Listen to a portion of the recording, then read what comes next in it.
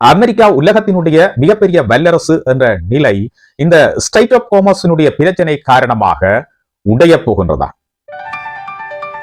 அமெரிக்காவினுடைய ஜனாதிபதி Donald Trump அவர்களுக்கும் கத்தோலிக்க மதத்தினுடைய தலைவர் போப் பாண்டவர் அவர்களுக்கும் இடையிலான பிணக்கு என்ன? இஸ்ரேலும் அமெரிக்காவும் இணைஞ்சு ஈரான் மீதான தாக்குதல்களை தொடங்கிய பின்னரான காலப்பகுதியில அமெரிக்காவினுடைய வல்லரசு என்ற பெயர் உலகத்தில கொஞ்சம் கொஞ்சமா உடைக்கப்பட்டு கொண்டிருக்குது என்ற விஷயம் உங்களுக்கு புரியுதா? கிட்டத்தட்ட 40 வருடங்களுக்கு மேலாக வல்லரசு என்ற பெயரை, உலகத்தினுடைய வல்லரசு என்ற பெயரை தக்க வைத்துக் கொண்டிருக்கின்ற அமெரிக்கா தற்போது அதனுடைய இருப்பு கேள்விக்குறியாகி கொண்டிருக்குது என்றது உண்மையா? ஸ்ட்ரைட் ஆஃப் ஹோர்முஸை தொடர்ச்சியாக பூட்டி வைப்பதற்கு அமெரிக்கா ஒரு நாளில் எவ்வளவு செலவழிக்கின்றது என்ற விஷயம் உங்களுக்கு தெரியுமா? ஸ்ட்ரைட் ஆஃப் ஹோர்முஸை பிளாக் பண்ணி இருக்குன்னு சொல்லி அமெரிக்கா அறிவித்ததன் பிற்பாடு உலகத்தில நிகழ்ந்து கொண்டிருக்கிற மிக முக்கியமான மாற்றங்கள் என்னென்ன?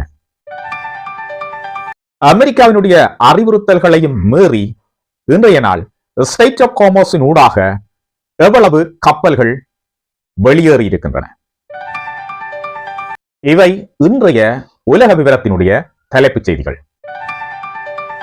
காணொலியை புதுசா பார்க்கிறார்கள், உலக விவரம் சேனலை சப்ஸ்கிரைப் பண்ணி பெல் ஐக்கனை கிளிக் பண்ணி ஆல் அண்ட் ஆப்ஷனை கொடுத்து வைங்க. அப்பதான் நாங்கள் பதிவிடக்கூடிய உலகத்தில் நடைபெற்றுக் கொண்டிருக்கின்ற நடைபெறப் போகின்ற மிக முக்கியமான விடயங்களை நீங்கள் உடனடியாக அறிந்து கொள்ளக்கூடியதாக இருக்கும். இனி விரிவான காணொலிக்குள் செல்லலாம்.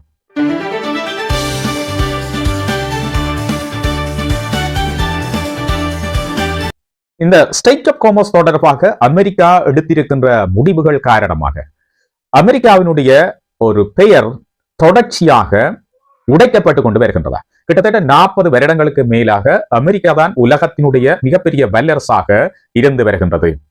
இந்த வல்லரசு என்ற பெயரை மெல்ல மெல்ல உடைத்துக் கொண்டிருக்கின்றதா இந்த ஈரான் மீதான யுத்தம் என்ற கேள்வி இப்பொழுது பலரின் மத்தியில் எழத் தொடங்கி இருக்கின்றது. இது தொடர்பாக மிகப்பெரிய விவாதங்கள் எல்லாம் நடந்து கொண்டிருக்குது. இஸ்ரேலும் அமெரிக்காவும் சேர்ந்து ஈரான் மீது ஆபரேஷன் எபிக் ஃபியூரி என்ற நடவடிக்கையை ஆரம்பித்ததன் பின்னரான காலப்பகுதியில அமெரிக்காவினுடைய இந்த வல்லரசு என்ற ஒரு நாமம் மெல்ல மெல்ல உடைக்கப்பட்டு கொண்டிருக்கின்றதா என்ற கேள்வி எழத் தொடங்கி இருக்கு. இதற்கு ஏராளமான காரணங்களை சொல்லலாம்.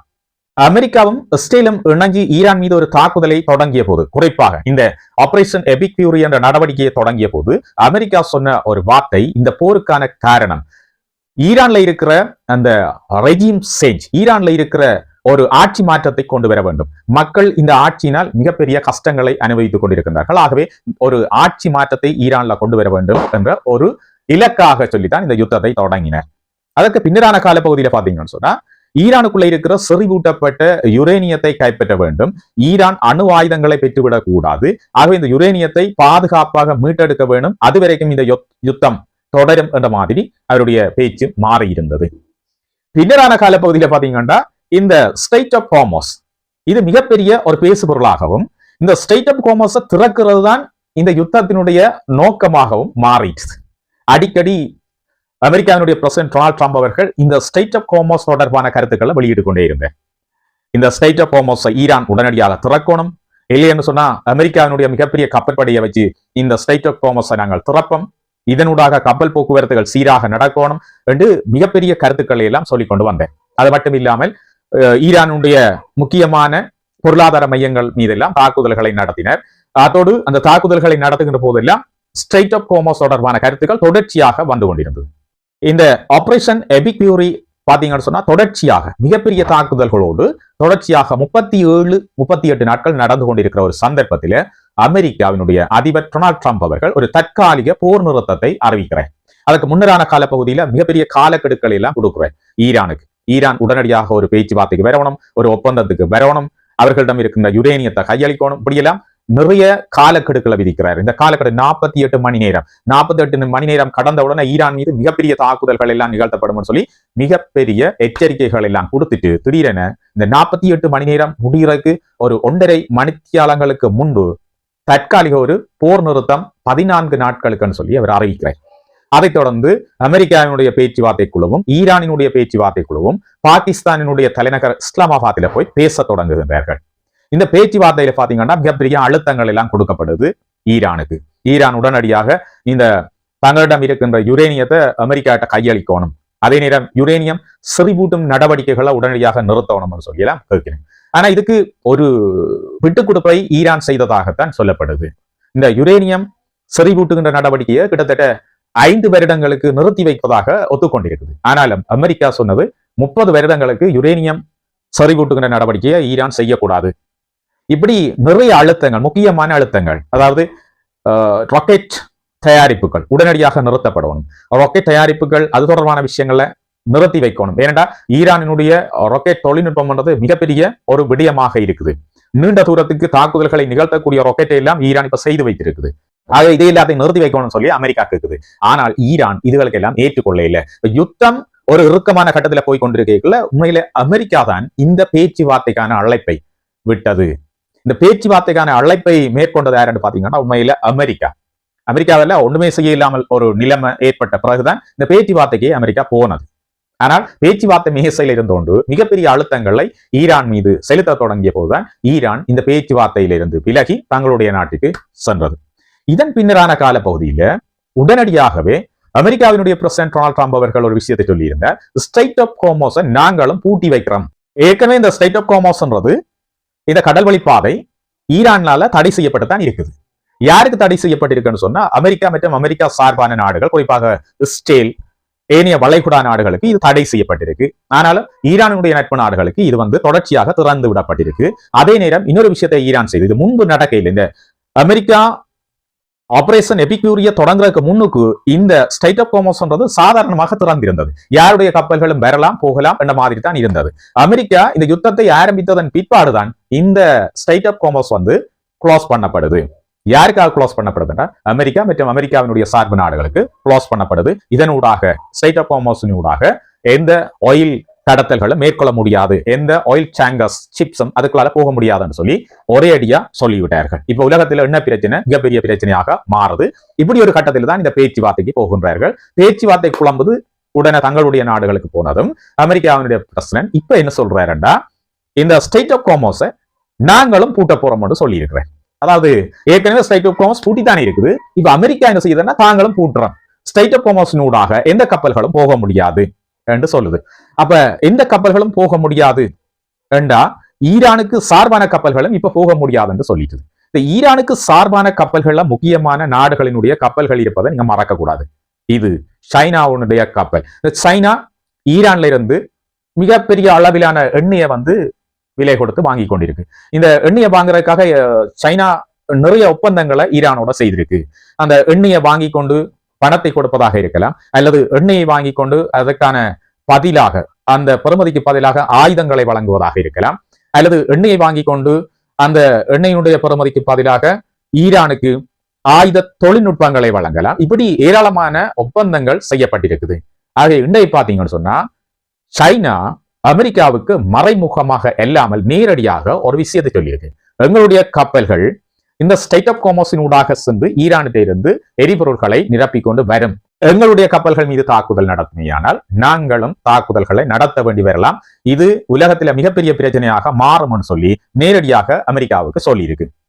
அது மட்டும் இல்லாமல் அமெரிக்கா உலகத்தினுடைய மிகப்பெரிய வல்லரசு என்று சொல்லிக் கொண்டிருக்க இந்த சந்தர்ப்பத்தில் இந்த ஸ்ட்ரைட் ஆஃப் ஹோர்முஸினூடாக கப்பல்கள் ஒன்றுமே பயணிக்க கூடாது என்று மிகப்பெரிய கட்டுப்பாடுகளை விதிச்சிருக்குது. இன்றைக்கு பாத்தீங்கன்னா ஃபுல் டே அந்த ஸ்ட்ரைட் ஆஃப் ஹோர்முஸ் பிளாக் பண்ணியிருக்கு அமெரிக்கான்னு சொல்லப்பட்டிருக்கு. ஆனால் அமெரிக்காவினுடைய சொற்களை மீறிக்கொண்டு அமெரிக்காவினுடைய அறிவுறுத்தல்களை மீறியும் பல கப்பல்கள் இன்றைக்கு ஸ்ட்ரைட் ஆஃப் ஹோர்முஸினூடாக பயணிச்சிருக்கு என்றதான் முக்கியமான விஷயம். ஆகவே அமெரிக்கா இந்த ஆபரேஷன்ல கூட தோற்று போயிருக்கு என்றுதான் நான் சொல்லணும். இந்த விஷயங்கள்ல இருந்தான் நான் ஒரு விஷயம் உங்களுக்கு சொன்னேன். அமெரிக்காவினுடைய இந்த 40 வருடங்களாக பேணி பாதுகாத்து கொண்டு வந்த இந்த உலகத்தினுடைய வல்லரசு என்ற பெயர் கொஞ்சம் கொஞ்சமாக பறிக்கப்பட்டு கொண்டிருக்கு, அல்லது கொஞ்சம் கொஞ்சமாக உடைக்கப்பட்டு கொண்டிருக்கிறது என்றதான் உண்மை. அமெரிக்கா தேவையில்லாமல் ஈரான் மீதான ஒரு மிகப்பெரிய யுத்தத்தை ஆரம்பிச்சு, இந்த அமெரிக்கா இந்த யுத்தத்தை ஆரம்பிப்பதற்கு பல விஷயங்கள் இருக்குது, பல ப்ரெஷர் இருக்குது. குறிப்பாக வளைகுடா நாடுகள்ல இருக்கிற பல நாடுகள் ஈரான் மீதான தாக்குதல்களை தொடங்க சொல்லி மிகப்பெரிய ப்ரெஷரை கொடுத்து கொண்டிருந்தது. அது மட்டும் இல்லாமல் குறிப்பாக ஸ்டேல் தொடர்ச்சியாக ஈரான் மீதான தாக்குதல்களை அமெரிக்கா செய்ய வேணும்னு சொல்லி தொடர்ச்சியாக கொடுத்திருந்த அழுத்தத்தின் காரணமாகவே இந்த யுத்தம் ஆரம்பிக்கப்படும். இப்ப பாத்தீங்கன்னா இஸ்ரேல் நார்மலா லெபனானுக்கு மட்டும் தாக்குதல்களை நடத்தி கொண்டு அப்படியே ஒதுங்கிட்டு, ஏனைய நாடுகளும் தங்களோட பாட்டில எல்லாம் ஒதுங்கிட்டு. இப்ப மாட்டிக்கொண்டிருக்கிறது யார் என்றால் அமெரிக்கா மட்டும்தான். அமெரிக்கா இந்த ஸ்ட்ரெய்ட் ஆஃப் ஹோர்முஸ ஏற்கனவே நார்மலா ஓடிக்கொண்டிருந்த ஒரு பகுதி, இதனூடாக கப்பல்கள் போக்குவரத்து தொடர்ச்சியாக நடந்து கொண்டிருந்தது. யாரும் அதை தடுக்க இல்லை. அந்த வழியினூடாக செல்கின்ற கப்பல்களுக்கு யாரும் டேக்ஸ் அடிக்க இல்லை. அது நார்மலாக நடந்து கொண்டிருந்த விஷயத்த தேவையில்லாமல் இந்த யுத்தம் ஒன்றை தொடங்கி ஈரான் அதை பிளாக் பண்ணிட்டுது. இப்ப மிகப்பெரிய பொருளாதார பிரச்சனை அமெரிக்காவுக்கும் தான். அமெரிக்காவுக்கு மிகப்பெரிய பொருளாதார பிரச்சனை இருக்கு. மிக அதிக அளவிலான நிதியை இந்த யுத்தத்திற்காக அமெரிக்கா தொடர்ச்சியாக செலவழித்து கொண்டிருக்கு. அது மட்டும் இல்லாமல் இன்னொரு விஷயம், இந்த யுத்தத்தில அமெரிக்கா தோல்வி அடையுமேயானால் வளைகுடா நாடுகள்ல இருக்கிற தன்னுடைய இருப்பை இழக்க வேண்டிய நிலைமையும் ஏற்படுறதுக்கான வாய்ப்பு இருக்குது. ஏனென்றா ஈரான் இந்த யுத்தத்தின் பின்னரான காலப்பகுதியில மிகப்பெரிய ஒரு சக்தியாக வளைகுடா நாடுகள்ல வரும் என்று சொன்னால் வளைகுடா நாடுகள்ல இருக்கிற அமெரிக்காவினுடைய இருப்பு மிகப்பெரிய கேள்விக்குறியாக மாறும். இது இந்த அமெரிக்காவினுடைய வல்லரசு என்ற பெயர் இன்னும் கொஞ்சம் ஆட்டம் காணும் என்றதுல எந்த ஐயமும் இல்லை. அது மட்டும் இல்லாமல் இந்த ஸ்ட்ரெய்ட் ஆஃப் ஹோர்முஸ அமெரிக்கா பிளாக் பண்ணுது என்று சொல்லி அறிவிச்சதன் பிற்பாடு இப்ப சர்வதேச நாடுகள்ல இன்னும் ஒரு பிரச்சனை ஓடிக்கொண்டிருக்குது. பாத்தீங்கன்னா யூகே, இந்த யூகே அமெரிக்காவுக்கு மிகப்பெரிய நண்பன் என்று சொல்லிக் கொண்டிருந்த யூகே இப்ப என்ன செய்யுதுன்னு சொன்னா யூகே, பிரான்ஸ் மற்றும் இந்த ஐரோப்பிய நாடுகள் எல்லாம் சேர்ந்து தனியாக ஒரு கமிட்டி ஒன்றை உருவாக்கி இந்த ஸ்ட்ரெய்ட் ஆஃப் ஹோர்முஸ எப்படி சமாதானமாக பேச்சுவார்த்தை மூலம் திறக்கலாம் என்று சொல்லி இப்ப ஒரு குழுவாக இயங்க வழிகிட்டுது. அமெரிக்கா தனிச்சிட்டுது. ஆகவே இந்த ஐரோப்பிய ஒன்றியத்தை கட்டி வச்சிருக்கிறதாக தான் கட்டி வச்சிருக்கிறேன், தான் அதுக்கு மிகப்பெரிய தலைவர் நினைச்சு கொண்டிருந்த அமெரிக்கா இப்ப தனிச்சு விடப்பட்டிருக்குது.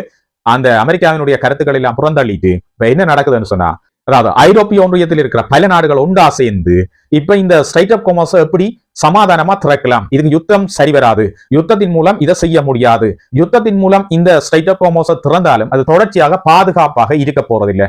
ஆகவே இதை ஒரு சமாதானத்தின் மூலமாக பேச்சுவார்த்தை மூலமாக இதை திறப்பதற்கான ஏது நிலைகளை உருவாக்குறதுக்கு ஒரு குழுவாக இயங்க தொடங்கிட்டது. இந்த விடயம் கூட அமெரிக்காவினுடைய இந்த வல்லரசு என்ற ஒரு விஷயத்தை இன்னும் கொஞ்சம் ஆட்டம் காண வச்சிருக்கு என்றதுல முழுமையான உண்மை புதஞ்சிருக்குது. இன்னொரு விஷயம் பாத்தீங்கன்னு சொன்னா நேட்டோ நாடுகள், இந்த நேட்டோ நாடுகள்ல முக்கியமான நாடாயிருக்கிறது அமெரிக்கா. அமெரிக்கா தான் நேட்டோ நாடுகளை கண்ட்ரோல் பண்ணி வச்சிருக்கிறதாக யோசிக்குது. இந்த சந்தர்ப்பத்தில் பாத்தீங்கன்னா நேட்டோ நாடுகள் கூட இப்ப அமெரிக்காவுக்கு உதவி செய்ய இல்லை. இந்த ஈரான் யுத்தத்துல தேவையில்லாமல் மூக்க நுழைச்சி அமெரிக்கா தனிச்சு விடப்பட்டதாகவே இருக்குது. அப்படித்தான் இப்ப சிச்சுவேஷன் இருக்குது. அமெரிக்கா தனிச்சு போயிருக்குது. ஏனைய நாடுகள் எல்லாம் குறிப்பாக இந்த யுத்தத்தை தொடங்கும் போது இஸ்ரேலும் சேர்ந்துதான் யுத்தத்தை தொடங்கினது. இப்ப பாத்தீங்கன்னா இந்த யுத்தத்துல இஸ்ரேல் அந்த களத்துக்குள்ள இல்ல. இஸ்ரேல் இப்ப லெபனானோட சண்டை பிடிச்சு கொண்டிருக்கு. இஸ்ரேல் அமெரிக்காவுக்கு ஒரு விஷயத்தை சொல்லி இருக்கு, நேரடியான தாக்குதல்கள், அதாவது தரைவழி தாக்குதல்கள்ல நாங்கள் பங்கெடுக்க மாட்டோம், ஈரான் மீதான தரைவழி தாக்குதல்கள்ல நாங்கள் பங்கெடுக்க மாட்டோம் என்ற விஷயத்தை ஏற்கனவே சொல்லிட்டு. ஆகவே இஸ்ரேல் இப்ப பாத்தீங்கன்னு சொன்னா இந்த விஷயத்துல இருந்து கொஞ்சம் ஒதுங்கிட்டுது. இப்ப மாட்டிக்கொண்டிருக்கிறது யார் என்றால் அமெரிக்கா மட்டும்தான். அமெரிக்கா இந்த யுத்தத்திலிருந்து வெளியில போகவும் முடியாமல், இந்த யுத்தத்தை முடித்து வைக்கவும் முடியாமல் மிகப்பெரிய சிக்கலுக்குள்ள மாட்டிட்டுது. இன்னொரு விஷயம் பாத்தீங்கன்னு சொன்னா அமெரிக்காவுக்கு உள்ளேயே மிகப்பெரிய ஒரு பிரச்சனை ஓடிக்கொண்டிருக்கு. ட்ரம்பினுடைய கருத்துக்கள் இப்ப எடுபடாமல் போய்கொண்டிருக்குது. அமெரிக்காவினுடைய புலனாய்வு அதிகாரி ஒருவர் இந்த விடயங்கள் தொடர்பாக மிகப்பெரிய கருத்துக்களை சொல்லி இருக்கிறார். அண்மையில் அவர் சொன்ன கருத்துல முக்கியமானது, ட்ரம்பினுடைய ஆட்சி அமெரிக்காவினுடைய பெயரை கெடுக்க போகின்றது, அமெரிக்காவினுடைய நிலையை கீழே கொண்டு வர போகின்றது. ஆகவே அமெரிக்காவை பாதுகாப்பதற்கு ட்ரம்பினுடைய ஆட்சியை மாற்ற வேண்டும் என்ற மாதிரி நேரடியான கருத்துக்களை தெரிவித்திருக்கிறார். அதை இப்ப பாத்தீங்கன்னு சொன்னா இந்த ட்ரம்பினுடைய அரசாங்கத்திற்கு அமெரிக்காவிலேயே பிரச்சனை உருவாக தொடங்கிட்டது. இன்னும் ஒரு பிரச்சனை, ஒரு 2 நாட்களுக்கு முன்னுக்கு செனட் சபையில மிக ஒரு பிரச்சனை, மிக ஒரு கேள்வி எழுப்பப்பட்டது. செனட் சபையில ஒரு கேள்வி கேட்கப்பட்டது, முக்கியமான கேள்வி. என்ன கேள்வி என்று பாத்தீங்கன்னா, இந்த ஸ்ட்ரெய்ட் ஆஃப் ஹோர்முஸ் ஏற்கனவே திறந்துதானே இருந்தது. இந்த ஸ்ட்ரெய்ட் ஆஃப் ஹோர்முஸ் இந்த யுத்தத்துக்கு முன்னுக்கு எந்த விதமான பிரச்சனை இல்லாமல் திறந்துதானே இருந்தது. இப்ப அமெரிக்கா இந்த ஸ்ட்ரெய்ட் ஆஃப் ஹோர்முஸை திறக்கிறதுக்காக பல நாட்களாக போராடியது. அண்மையில் நடந்த பேச்சுவார்த்தை மேசைக்கு ஈரானை அழைத்து கேட்டுக்கொண்ட முக்கியமான விஷயங்கள்லாம் உண்டு, ஸ்ட்ரெய்ட் ஆஃப் ஹோர்முஸை திறந்து விடணும் சொல்லி. பேச்சுவார்த்தை குழம்பிட்டு எல்லாம் வெளியில வந்த பிறகு இப்ப அமெரிக்கா சொல்லுது ஸ்ட்ரெய்ட் ஆஃப் ஹோர்முஸ் நாங்களும் பூட்டுறோம்னு சொல்லி. இந்த ஸ்ட்ரெய்ட் ஆஃப் ஹோர்முஸை பூட்டுறதுக்கு எவ்வளவு செலவழிக்கப்படுது, ஏன் இந்த செலவு தேவையில்லாத செலவு என்று சொல்லி செனட் சபையில கேள்வி எழுப்பப்படுது. கிட்டத்தட்ட நாளொன்றுக்கு 2 பில்லியன் அமெரிக்க டாலர்கள் இந்த ஸ்டேட் ஆஃப் காமர்ஸை பிளாக் பண்ணி வச்சிருக்கிறதுக்காக அமெரிக்கா செலவழிக்க போகின்றது. ஏன் இந்த வீணான செலவு என்று இப்ப செனட் சபையில அமெரிக்காவினுடைய பிரசிடென்ட் டொனால்ட் ட்ரம்ப் அவர்களை பார்த்து கேள்வி எழுப்ப தொடங்கி இருக்கின்றார்கள். ஆகவே சுத்தி சுத்தி பாத்தீங்கன்னு சொன்னா எல்லா விடயங்களையும் அது ட்ரம்பா இருக்கலாம் அல்லது அமெரிக்காவா இருக்கலாம், இப்ப மெல்ல மெல்ல மிகப்பெரிய சிக்கலுக்குள்ள மாட்டிக்கொண்டிருக்குது என்றதான் உண்மை. இப்ப பாத்தீங்கன்னா இதுக்குள்ள இன்னொரு விஷயம் ஒன்று ஓடிக்கொண்டிருக்குது. ஈரானிட்ட இருக்கிற அந்த செறிவூட்டப்பட்ட யுரேனியத்தை ரஷ்யாட்ட கொடுக்கிற ஒரு விடயமும் கதைப்பட்டு கொண்டிருக்குது. ரஷ்யாட்ட தங்களிடம் இருக்கிற செறிவூட்டப்பட்ட யுரேனியத்தை கையளிப்பது தொடர்பாகவும் ஒரு விடயம் ஓடிக்கொண்டிருக்கு. அப்படி கையளிக்கப்பட்டால் அமெரிக்கா இவ்வளவு நாளும் செய்த இந்த யுத்தம் செலவழித்தவை எல்லாமே வீணா போகும்ன்றதுல இந்த மாற்றமும் இல்லை. ஆனா உடனடியாக கையளிக்கப்படுவதாக எந்த விஷயம் நடக்கையில, ஆனால் ஈரான் சொல்லியிருக்கு ரஷ்யாவிடம் எங்களுடைய செறிவூட்டப்பட்ட யுரேனியத்தை கையளிப்பதில் எந்த பிரச்சனையும் இல்லை.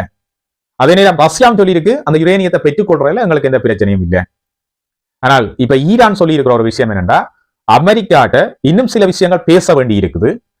அந்த பேச்சுவார்த்தைக்கு பின்பு அதை முறிவடைஞ்சு போனா நாங்கள் எங்கள்கிட்ட இருக்கிற இந்த செறிவூட்டப்பட்ட யுரேனியத்தை ரஷ்யாட்ட கொடுக்கறதுல எந்த பிரச்சனையும் இல்லைன்னு சொல்லி இப்ப சொல்லி இருக்குது.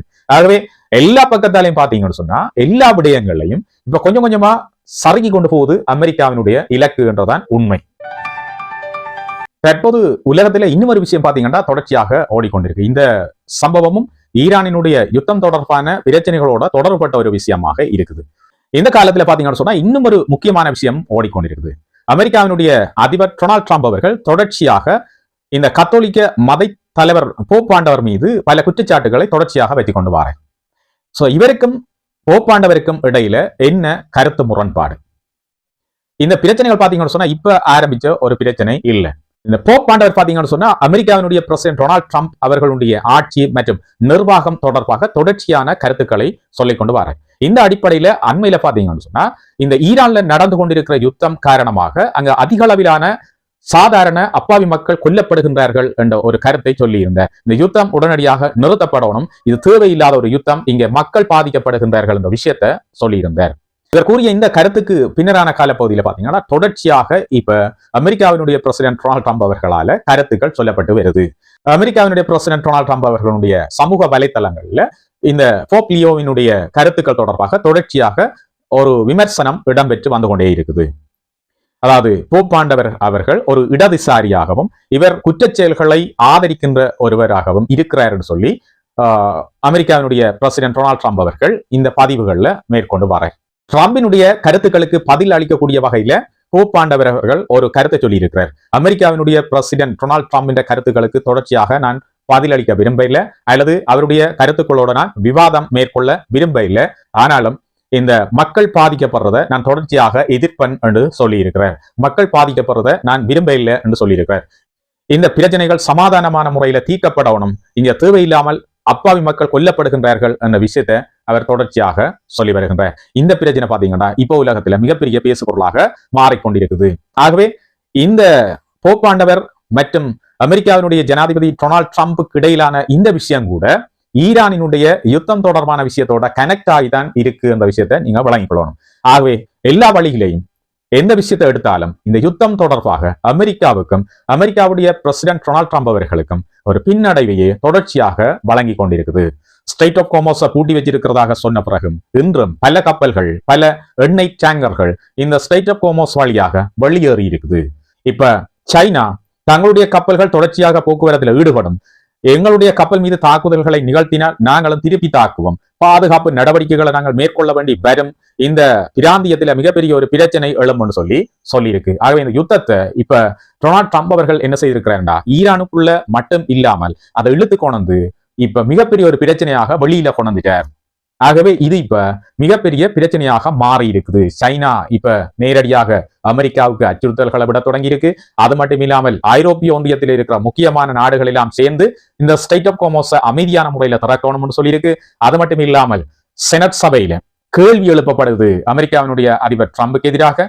அது மட்டும் இல்லாமல் இனி ஒவ்வொரு நாளும் இந்த ஸ்ட்ரெய்ட் ஆஃப் ஹார்முஸை தொடர்ச்சியாக பூட்டி வச்சிருக்கிறதுக்கு அமெரிக்கா $2 பில்லியனுக்கும் மேற்பட்ட டாலர்களை செலவழிக்க போகுது. ஆகவே இது அமெரிக்காவினுடைய பொருளாதாரத்தில் மிகப்பெரிய பின்னடைவை கொண்டு வர போகுது என்றது முக்கியமான விடயங்களாக இருக்குது.